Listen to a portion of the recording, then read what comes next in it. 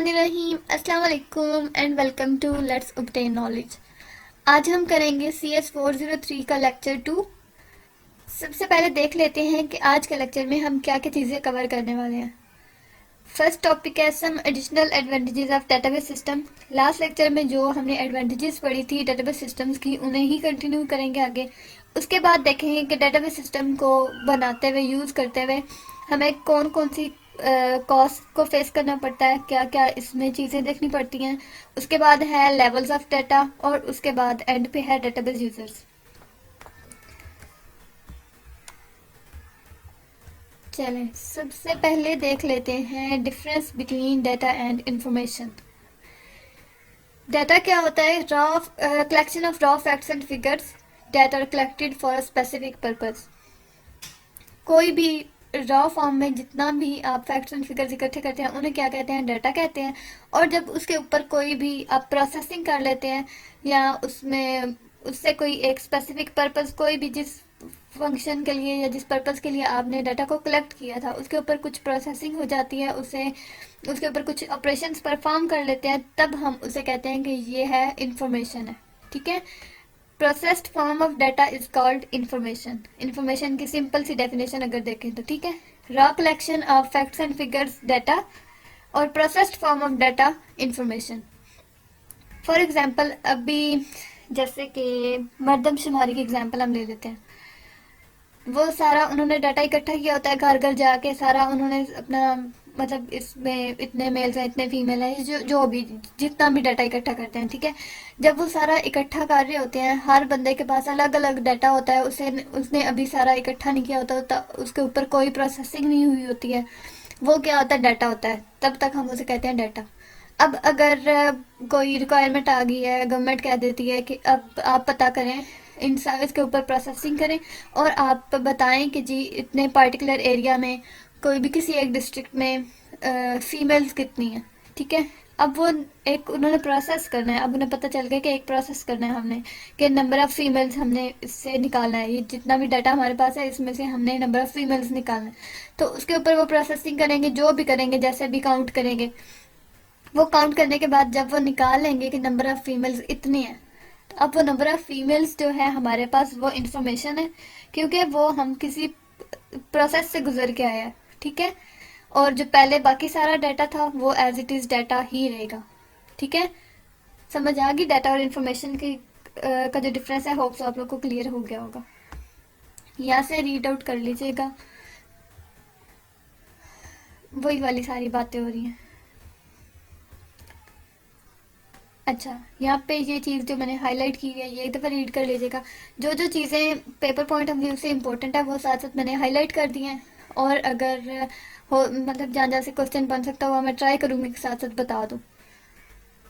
अच्छा, यहाँ पे क्या चीज़ है? Database is self describing collection of inter related records.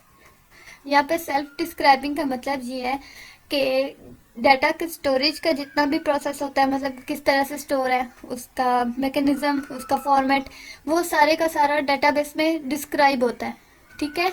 Actual place where this definition and description are performed is database schema. Schema होता है structure, ठीक है। किस तरह से आपने उसे, इंटरनल स्ट्रक्चर कह सकते हैं आप, या स्टोरेज स्ट्रक्चर, कोई भी किसी भी तरह से कह सकते हैं कि किस तरह से डाटा स्टोर है, किस तरह से रिट्राइव कर सकते हैं और किस तरह से उसे अपडेट कर सकते हैं। ये सारे की सारी इंफॉर्मेशन डाटाबेस में ही स्टोर होती है, ऑलरेडी स्टोर होती है, ठीक है। तो इसलिए डाटाबेस को हम कहते हैं कि ये सेल्फ डिस्क्राइबिंग कलेक्शन है इंटर रिलेटेड रिकॉर्ड्स की। अच्छा, नेक्स्ट टॉपिक है डेटाबेस एप्लीकेशंस का। Database application is a program or group of program which is used for performing certain operations on the data stored in database. Database में जितना भी data store है उसके ऊपर कोई भी ऑपरेशन परफॉर्म करने के लिए आप जो प्रोग्राम यूज़ करते हैं उसे कहते हैं डेटाबेस एप्लीकेशन। उसके बाद नेक्स्ट चीज़ है डेटाबेस मैनेजमेंट सिस्टम। ये सारी छोटी छोटी टर्मिनोलॉजीज़ हैं, इनका बस आपको पता होना चाहिए कि क्या क्या चीज़ें इन्वॉल्व होती हैं डेटाबेस सिस्टम में, क्या क्या चीज़ें यूज़ करते हैं। बस सिर्फ और सिर्फ आपको नाम सुन के आपको पता होना चाहिए कि इसका मतलब ये है, ठीक है। अच्छा, उसके बाद डेटाबेस मैनेजमेंट सिस्टम, इस पे लास्ट लेक्चर में हमने बहुत ज़्यादा बहस की थी। मतलब मैंने सही डिटेल में आपको समझाया था कि क्या होता है डेटाबेस मैनेजमेंट सिस्टम, लेकिन एक दफ़ा फिर से रिवाइज कर लेते हैं। Database management system is a software of collection of small programs to perform certain operations on data and manage that data. इसमें छोटे छोटे प्रोग्राम्स होते हैं, उन सब की कलेक्शन होती है जो डिफरेंट फंक्शंस परफॉर्म करते हैं। बेसिक पर्पसेस होते हैं डेटाबेस मैनेजमेंट सिस्टम के two. First of all, management of data in the database, कि डाटा किस को मैनेज करना, डेटाबेस में जितना भी डाटा स्टोर है उस सब को मैनेज करना। और उसके बाद जितने भी यूजर्स उस डाटा को एक्सेस कर रहे हैं उनको उनके एक्सेस को मैनेज करना। ठीक है, management of users associated with the database. अब आगे यूजर्स की हम टाइप्स पढ़ेंगे। डिफरेंट टाइप्स के यूजर्स होते हैं, वो अभी मैं नहीं बताती, आगे जाके देखेंगे, इसी चैप्टर में है। ठीक है, तो उन सारे यूजर्स को भी मैनेज करना काम होता है डेटाबेस मैनेजमेंट सिस्टम का। अब आगे एक चीज़ ये भी मैंने हाईलाइट नहीं की, भी कर देती हूँ, ये देख लें आप लोग कि management of data means to specify how data will be stored, structured and accessed in the database, कि किस तरह से उसे स्टोर करना है, किस तरह से स्ट्रक्चर क्या होगा उसका, और एक्सेस किस तरह से करना है, ये सब कुछ मैनेजमेंट ऑफ डाटा में आता है। उसके बाद आ गया further advantages of database systems. Database systems के कुछ एडवांटेजेस हैं, पीछे लास्ट लेक्चर में हमने कुछ किए हैं, कुछ अभी देख लेते हैं। फर्स्ट है data consistency. Data consistency means that the changes made to different occurrence of data should be controlled and managed in such a way that all the occurrences have same value for any specific data item. अच्छा, अब इस सारे का क्या मतलब था कि पहले हमने बात की है कि एक ही तरह का डाटा एक सेंट्रल प्लेस पे स्टोर होता है डेटाबेस में, और वो जिस जिसको ज़रूरत होती है वो सारे वहाँ से लेके यूज़ कर सकते हैं। ठीक है, अब अगर एक स्टूडेंट का डाटा है एग्जामिनेशन डिपार्टमेंट के पास, जो एग्जामिनेशन डिपार्टमेंट यूज़ कर रहा है, उसमें स्टूडेंट का नेम तो चले चेंज नहीं होता है, कम ही होता है। अगर एड्रेस स्टूडेंट का एक कोई भी पहले से लिखा हुआ था, अब अगर वो एड्रेस चेंज करता है तो वो जाके सेंट्रल डेटाबेस में चेंज करवा देगा, तो वो जहाँ जहाँ पे भी उसका एड्रेस यूज़ हो रहा है वहाँ पे सारे का सारा जिस जिस जगह पे भी कोई भी सिस्टम यूज़ कर रहा है, मतलब कि लाइब्रेरी वाले यूज़ कर रहे हैं या टीचर्स यूज़ कर रहे हैं या एग्जामिनेशन डिपार्टमेंट वाले कर रहे हैं या फी डिपार्टमेंट वाले कर रहे हैं, कोई भी कर रहा है, सबके पास उसका एड्रेस अकॉर्डिंगली चेंज हो जाएगा सिर्फ एक जगह पे चेंज करने से। फाइल प्रोसेसिंग सिस्टम की डिसएडवांटेजेस में हमने पढ़ा था कि वो बार बार एक ही डाटा मतलब जो है वो बार बार स्टोर करता है, और अगर उसको यूज़ कर रहे होते तो उस स्टूडेंट को हर बंदे के पास जाके बताना पड़ता है मैंने अपना एड्रेस चेंज कर लिया है, आप भी चेंज कर लो। ठीक है, अब क्या हुआ कि सिर्फ एक ही जगह पे चेंज किया तो वो सबके पास चेंज हो गया, ये होती है डाटा कंसिस्टेंसी। उसके बाद बेटर डाटा सिक्योरिटी है। डीबीएमएस हम लोग सॉफ्टवेयर यूज़ कर रहे होते हैं तो वो डिफरेंट मैकेनिज्म्स प्रोवाइड करता है सिक्योरिटी को बेटर करने के लिए। नेक्स्ट है फास्टर एप्लीकेशन डेवलपमेंट।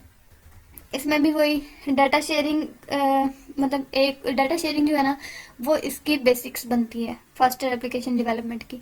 वो किस तरह से बनती है कि एक ही जगह पे हर तरह का डाटा स्टोर होता है सेंट्रल स्टोरेज डिवाइस पे, वहाँ से अब जब भी कोई भी आपने किसी नए सिस्टम में यूज़ करना है, कोई भी एप्लीकेशन डेवलप करनी है, तो सारे का सारा डाटा आपको एक ही जगह से मिल रहा है, तो वो थोड़ा प्रोसेस आपका फास्ट हो जाता है, रैदर देन कि आप जाके हर एक डिपार्टमेंट से अलग अलग डाटा कलेक्ट करो। उसके बाद इकोनॉमी ऑफ स्केल।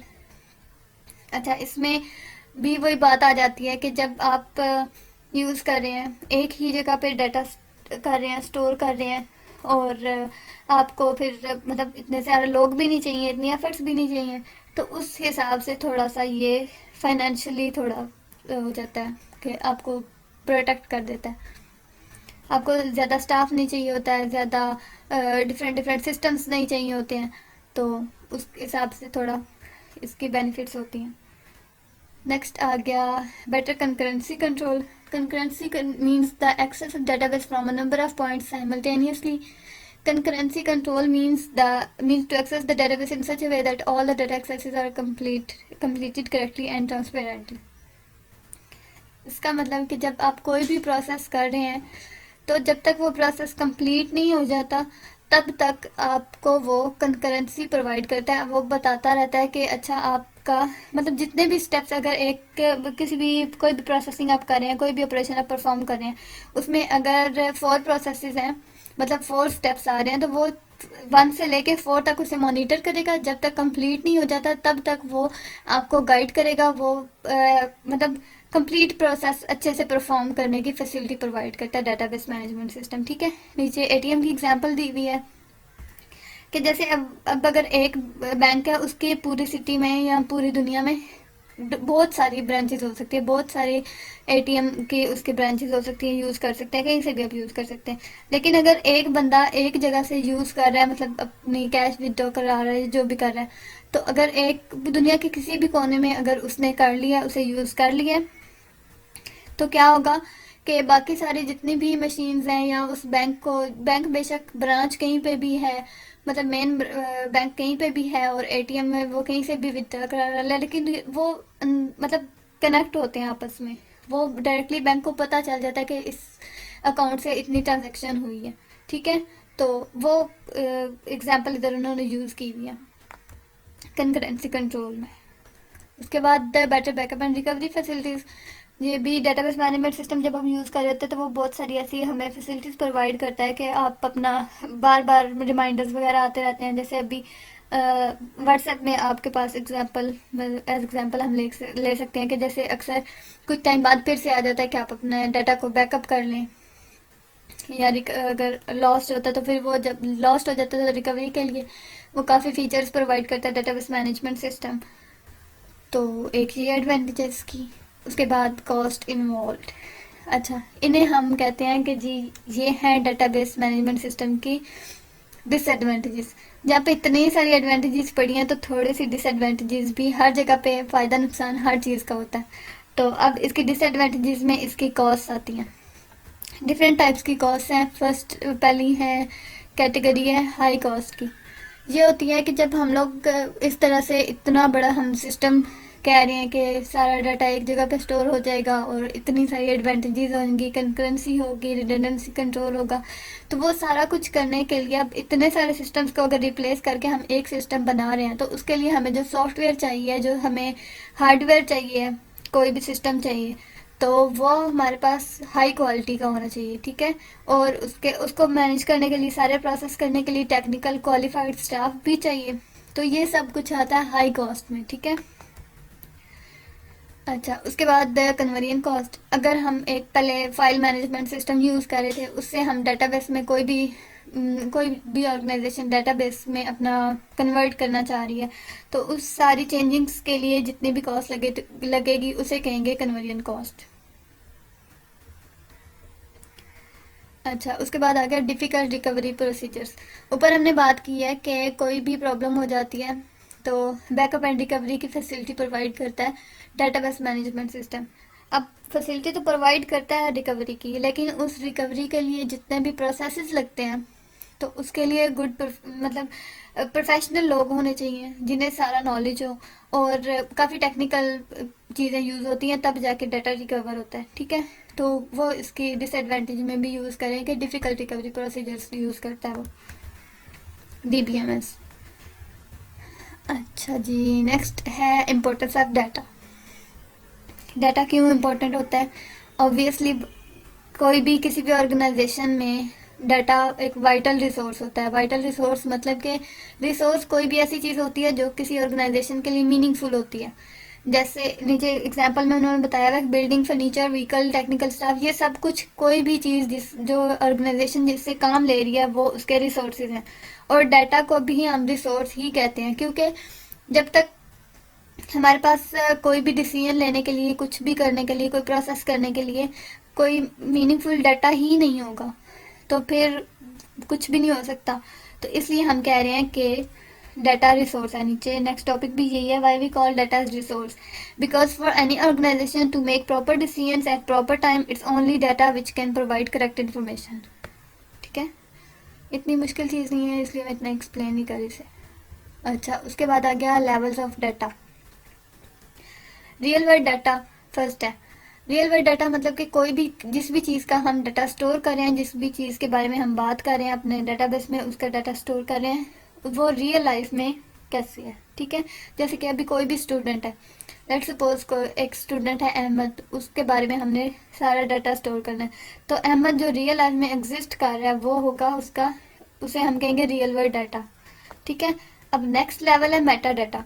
अब अहमद के बारे में हम कोई भी डाटा, उसका नेम, उसकी एज, उसका एड्रेस वगैरह जो भी चीज़ें हैं, ठीक है, वो सारी जब स्टोर करेंगे तो उसे हम कहेंगे ये है मेटा डाटा। ठीक है। मेटा डाटा होता है डाटा अबाउट डाटा। ऊपर हमने कहा रियल वर्ल्ड डाटा था अहमद, ज़्यादा कॉम्प्लिकेटेड हो रहा है शायद। अच्छा, अहमद क्या था, रियल वर्ल्ड मॉडल था या रियल वर्ल्ड एंटिटी थी या डाटा था, जो भी था। ठीक है। उसके बारे में जब हम डाटा स्टोर करेंगे तो वो होगा मेटा डाटा। किसी एक चीज़ के बारे में आगे मज़ीद इंफॉर्मेशन जो होती है वो होती है meta data. Meta data is also known as schema for the real world model. ये एमसीक्यूज हो सकता है। अच्छा, एग्जिस्टेंस ऑफ डाटा, ये सारा वही है कि डाटा को किस तरह से स्टोर करना है। मेटा डाटा में देखें, ऊपर बताया हुआ उन्होंने age, data type, 8 bytes size, मतलब अगर उसकी डाटा टाइप है और साइज वगैरह सब कुछ ऊपर मेटा डाटा में बताया था। अब उन दोनों को मिला के, रियल वर्ल्ड डाटा को और एग्जिस्टेंस ऑफ डाटा को जब मिला के हम लिखेंगे तो वो होगा एग्जिस्टेंस ऑफ डाटा। अच्छा, उसके बाद मेन टॉपिक जो इम्पोर्टेंट टॉपिक है इसमें से, इस चैप्टर में से, वो है ये है number of types of users of database. अच्छा, पहले है एप्लीकेशन प्रोग्रामर्स। एप्लीकेशन प्रोग्रामर्स कौन होते हैं? जो एप्लीकेशन प्रोग्राम्स राइट करते हैं डाटाबेस के लिए। ठीक है। Application programmer design the application according to the needs of other users of the database in a certain environment. जितने भी एप्लीकेशन प्रोग्राम्स यूज हो रहे थे वो सारे जो डिजाइन करते हैं वो होते हैं एप्लीकेशन प्रोग्रामर्स। टाइप है एंड यूजर्स। एंड यूजर्स मतलब के आम लोग, या जिसने उस डाटाबेस को यूज करना है, एक्सेस करना है। एंड यूजर्स की दो आगे टाइप्स हैं, naive users and sophisticated users. Naive users वो होते हैं जो बिल्कुल मतलब आम लोग, मेरे आपके जैसे जो होते हैं ना, जिन्हें थोड़ा बहुत नॉलेज होता है सिस्टम के बारे में या कोई भी चीज़ जब यूज़ कर रहे हैं तो उसके बारे में। नेव यूजर्स को कोई टेक्निकल नॉलेज नहीं होता, कोई उन्हें हार्डवेयर पे क्या चीज़ कैसे स्टोर हो रही है, अंदर कौन सी प्रोग्रामिंग यूज़ हो रही है, कुछ इस चीज़ से कुछ लेना देना नहीं होता। उन्होंने बस जो सामने इंटरफेस है उसे यूज़ करके अपना काम करना होता है। ठीक है। और उसके बाद सोफिस्टिकेटेड यूज़र्स हैं। सोफिस्टिकेटेड यूज़र्स होते हैं जो होते तो आम लोग ही हैं, मतलब कि उस ऑर्गेनाइजेशन के लोग बेशक ना हो या हों भी तो उसका डाटा स्टोरेज से कोई लेना देना नहीं होता, लेकिन फिर भी वो थोड़े से उनसे सुपीरियर होते हैं। नेव यूज़र्स से सोफिस्टिकेटेड यूज़र्स थोड़े सुपीरियर होते हैं इस तरह से, क्योंकि उन्हें थोड़ा सिस्टम का बेटर नॉलेज होता है। अब इन दोनों के कंपैरिजन के लिए एक एग्जांपल हम ले सकते हैं। जैसे अगर अभी कोई चीज़ सिलेक्ट करके कॉपी करनी है, ठीक है। अब जो नेम यूज़र है वो क्या करेगा, उसे किसी ने बताया कि ऐसे सिलेक्ट करोगे, ऐसे पकड़ के डाटा को सिलेक्ट करके राइट क्लिक करके तो कॉपी का ऑप्शन आएगा, कॉपी करना, कॉपी हो जाएगा। ठीक है। वो तो सामने जो इंटरफेस था वहाँ से उसने यूज़ कर लिया, लेकिन जो सोफिस्टिकेटेड यूजर्स है उसे पता है कि जब मैं सिलेक्ट करके कंट्रोल C भी करूँगा, शॉर्टकट की उसे पता थी, मतलब थोड़ा सा नॉलेज बंदे का बेटर जिसका होता है उसे ही पता होता है ना शॉर्टकट कीज वगैरह। तो उसने क्या किया, उसने कंट्रोल C करके कॉपी कर लिया, उसका टाइम बच गया और अब उसका थोड़ा सा नॉलेज बेटर था, इसलिए उसे हम सोफिस्टिकेटेड यूजर्स में कह रहे हैं। अच्छा, उसके बाद नेक्स्ट है डेटाबेस एडमिनिस्ट्रेटर। डेटाबेस एडमिनिस्ट्रेटर होता है जो डेटाबेस को मैनेज करता है, ठीक है, और सारा का सारा डिज़ाइन करता है, मैनेज करता है। डेटाबेस के रिलेटेड या स्टोरेज रिलेटेड जितने भी प्रोसेस होते हैं, जितने भी काम होते हैं, सारे के सारे मैनेज करने होते हैं डेटाबेस एडमिनिस्ट्रेटर ने। ठीक है। उसकी रिस्पॉन्सिबिलिटीज़ इम्पोर्टेंट है, ये देख लीजिए। अच्छा, फर्स्ट ऑफ ऑल है schema definition duties of DBA में, मतलब डेटाबेस एडमिनिस्ट्रेटर की ड्यूटीज़ क्या क्या होती हैं। पहली है स्कीमा डेफिनेशन। स्कीमा डेफिनेशन मतलब कि डाटा को किस तरह से स्टोर करना है, क्या उसका स्ट्रक्चर होगा, वो सारा डिफाइन करना भी डेटाबेस एडमिनिस्ट्रेटर की ड्यूटी होती है। ग्रांटिंग डाटा एक्सेस, किस यूज़र को कितना एक्सेस होना चाहिए, मतलब एक अगर कोई ऑर्गेनाइजेशन का बंदा, उसे कितना होना चाहिए एक्सेस, और जो बाहर से कोई बंदा यूज़ कर रहा है तो वो थोड़ा चेंज होता है ना, तो वो सारा भी मैनेज करना होता है डेटाबेस एडमिनिस्ट्रेटर ने। उसके बाद रूटीन मेंटेनेंस में आ जाता है backups, monitoring disc space, monitoring jobs running, ये सारे काम डेटाबेस एडमिनिस्ट्रेटर करता है। ठीक है। ये नीचे वही वाली डिटेल में चीज़ें बताई हुई हैं, बस ऊपर नाम भी अगर याद करना है तो सारा क्लियर हो जाता है। अच्छा जी, नेक्स्ट कोई चीज़, ये वही इंक्लूड, वो सारी उसकी ड्यूटीज़ फिर से एक दफ़ा लिखी हुई हैं। डेटाबेस मेंटेन करना, बैकअप लेना, राइट्स मतलब यूज़र्स को एक्सेस देना, monitoring of running jobs, managing print jobs, ensuring quality of services to all users. अच्छा, और उसके बाद ये 2-3 लाइनें हैं। ये क्या है कि डेटाबेस एडमिनिस्ट्रेटर जो डेटाबेस डिज़ाइनर होता है, जब वो डेटाबेस डेवलप कर रहे होते हैं तो उनसे इंटरेक्ट कर सकता है, ताकि उसे पता चले कि स्ट्रक्चर क्या है, मतलब उसे किस तरह से मैनेज करना है। इसी तरह से वो एप्लीकेशन प्रोग्रामर के साथ भी इंटरेक्ट कर सकता है, और एंड यूज़र्स भी एप्लीकेशन प्रोग्राम्स यूज़ करके उनके थ्रू डेटाबेस से इंटरेक्ट करते हैं। तो ये था हमारा आज का लेक्चर। इसमें जो भी आप लोग को इशू हो, कोई भी चीज़ मैंने छोड़ दी हो, कुछ आपको सही से समझ नहीं आया, किसी चीज़ ने कंफ्यूज किया, तो सारी की सारी बातें आप मेरे से पूछ सकते हैं कमेंट सेक्शन में। Thank you so much for watching, stay tune, complete करेंगे ये सारे लेक्चर्स। और अगर वीडियो अच्छी लगे तो लाइक कर दें। अल्लाह हाफिज़, ख्याल रखिएगा अपना, खुद से ज़्यादा दूसरों का।